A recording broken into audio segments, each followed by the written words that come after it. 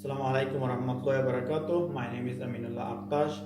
In this video, I'm going to present the comparison between the economy system of Singapore and Sri Lanka. First of all, Singapore has a highly developed free market economy. Singapore's economy has been ranked as the most open, seventh least corrupt, and most pro-business in the world. It also has the third highest GDP per capita and one of the lowest tax rates in the world. The Singaporean economy is a major foreign direct investment. It has also benefited from global investors and institutions due to its highly attractive investment climate and a stable political environment. Furthermore, the economy is driven by electronics, pharmaceuticals, other manufactured goods, financial services, and world's largest cargo seaport. In addition to that, Singapore has no natural resources of its own due to its small area, and it has been said that the people of Singapore are considered as the natural resources of the country.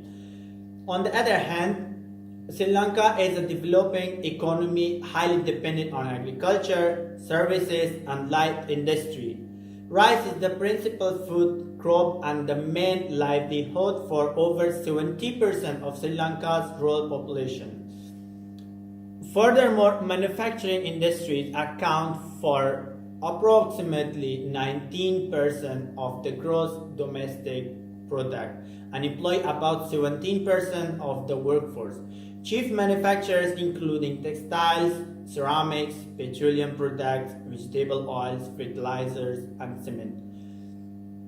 In addition to that, the service sector is the largest of the Sri Lanka economy, employing 45% of the workforce and contributing roughly 60% of GDP. Furthermore, tourism, banking, finance, and retail trade are the major components of the service sector. Unlike Singapore, Sri Lanka has natural resources which include titanium, graphite, kaolin, and gemstones.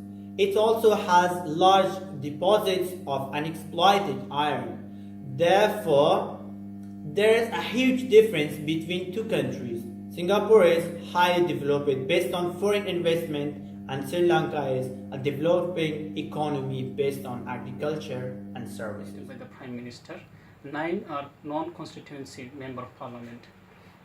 The Parliament of the Democratic Socialist Republic of Sri Lanka, it is modelled after the British Parliament. It is unicameral. It consists of 225 MPs and elected by the people by the electoral system proportional representation. President is the executive head of the state of government and the head of the government. Prime Minister is the senior member of cabinet appointed by the president. Executive power of Singapore rests with the cabinet of Singapore led by the Prime Minister. President has veto power over a specific set of executive decisions. Comparison between Singapore and Sri Lanka in society. Sri Lankan considered as Sinhalese, and they are 74% in the population inside the country, followed by Sri Lankan Tamils, and they are 12%. Then Muslims, they are 7%. Indians 5%. They have two main languages in the country, Sinhalese and Tamil. The English is not popular unless in international and in the court only.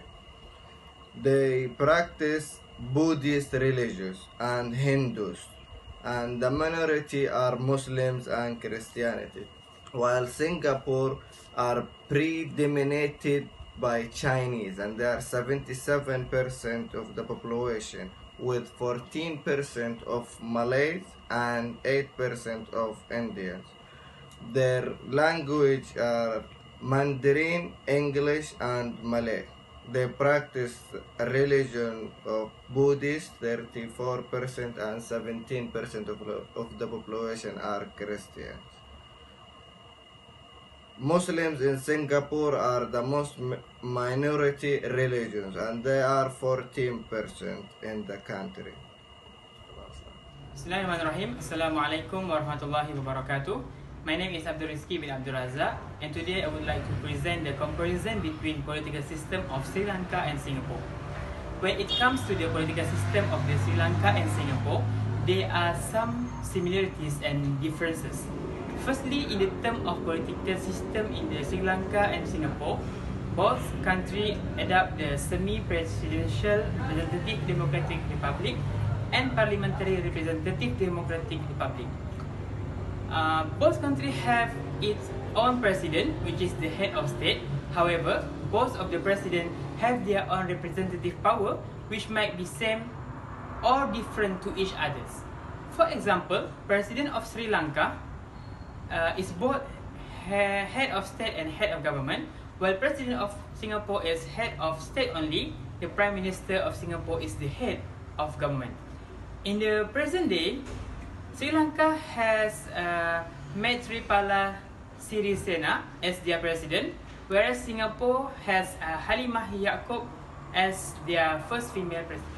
Next, in the term of the implementation of the law, in both countries, executive power is exercised by the government in Sri Lanka, but exercised by the cabinet from the parliament, and to a less extent the president in Singapore.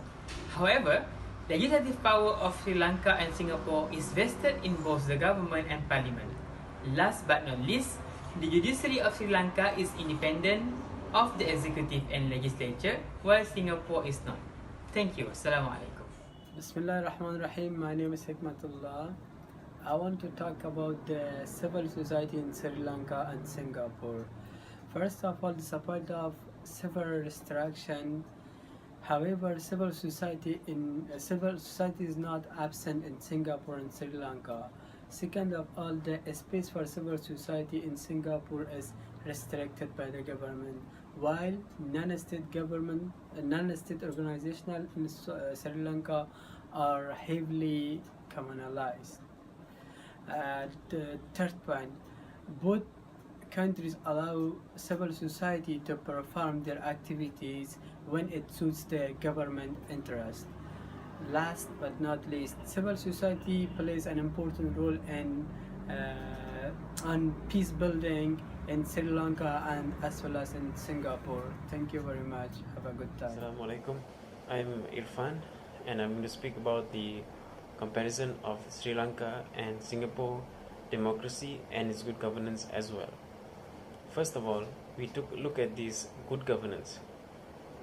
In Sri Lanka, good governance is close to nothing. The government is actually being held accountable for violation of human rights. Besides that, we have a lot of corruption going on in this government. Now, take that in comparison to Singapore. Singapore is a country which has grown a lot since the People's Action Party came into power, Lee Kuan Yew, and they have increased a lot in the healthcare department, in the wages of the people, in the life, in how they live their life. It's all increased, and it's just keep going on and on and on. And if you have heard the other presenters speaking, it has just been going on a lot. Compare that to Sri Lanka, it is just getting from bad to worse. The government is threatening the judiciaries, and the prisoners are not being kept well. Although Sri Lanka is said to have a democracy, it does have a democracy, but it is not practiced properly because of the corruptions. Also, back in Singapore, the government has many laws when it comes to the parties, but Lee Kuan Yew says, even if that is the case, and if this People's Action Party is the only party going on for a very long time, still look at the results. The results show that Singapore is way better with the People's Action Party in power. The MPs talk to the residents, find out what problems they have, they find out the issues going on, and people are happy with them. 8% of the population think that the government is corrupted. 8%, while 60% are the ones who voted for the government. That clearly shows that Singapore has good governance. Singapore has leaders who are qualified, whilst Sri Lanka has a very poor sense of good governance in them, and the democracy is there but it's very lacking as well. Okay, that's all from me, and that's all from us. I hope you enjoyed these videos. Assalamu alaikum.